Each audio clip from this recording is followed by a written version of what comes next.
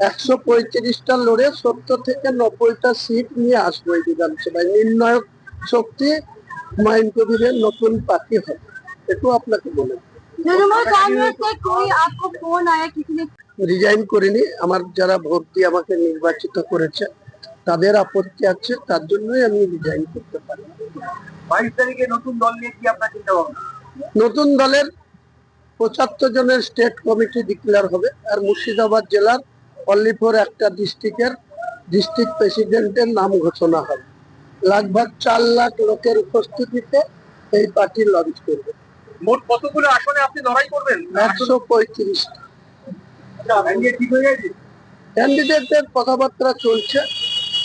মুর্শিদাবাদের সহ মালদা, উত্তর দিনাজপুর, দক্ষিণ দিনাজপুর, কুচবিহার, এদিকে 2 বর্ধমান, বীরভূম, নদিয়া, 2 24 পরগনা, মেদিনীপুর, এসব জায়গায় মোটামুটি প্রচুর সাড়া।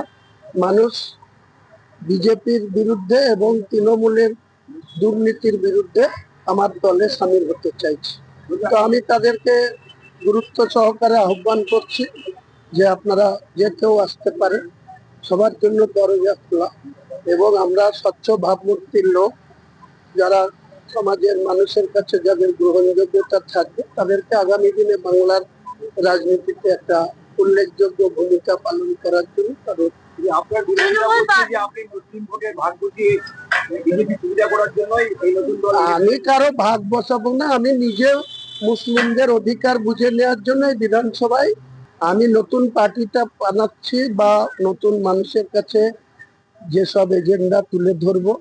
বর্তমান সরকারের দুর্নীতি, নিয়োগের ক্ষেত্রে দুর্নীতি, বিদ্যুতের যে মূল্য বৃদ্ধি, গ্যাসের মূল্য বৃদ্ধি, বিজেপির বিরুদ্ধে এবং বর্তমান শাসক দলের বিরুদ্ধে কি কি এজেন্ডা আছে সেটা মানুষের কাছে আমার যখন পার্টি হয়ে যাবে, তারপরে যখন ইলেকশনে নামবো, 135টা সিটে যখন প্রার্থী দেব, প্রচারের মাধ্যমে আমার কর্মসূচিও যেমন জানতে পারবেন, আমার দলের আগামী দিনে যে 135টা সিটে আমরা মানুষের কাছে ভোট চাইতে যাব, আমাদের কি এজেন্ডা।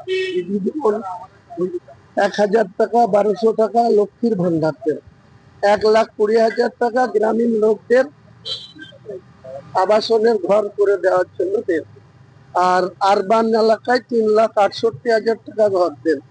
দিদির পার্টির যারা আমাদের জেলায় নেতা, সেই নেতা কি করে পৌরসভার ঘরের নাম পঞ্চায়েতে নিয়ে যাচ্ছে, 3,68,000 টাকার ঘর, তারপরে 1,20,000 পাই দিচ্ছে, বাকি টাকা পকেটে পুড়ছে। এসব মানুষের সামনে আনবো, তখন মানুষ কাকে ভোট দেবে? দিদির দলের প্রতীককে দেবে না হুমায়ুন কবিরের দলের প্রতীককে দেবে, সেটা ভোট কাউন্ট করার দিনে আপনি হয়ে যান।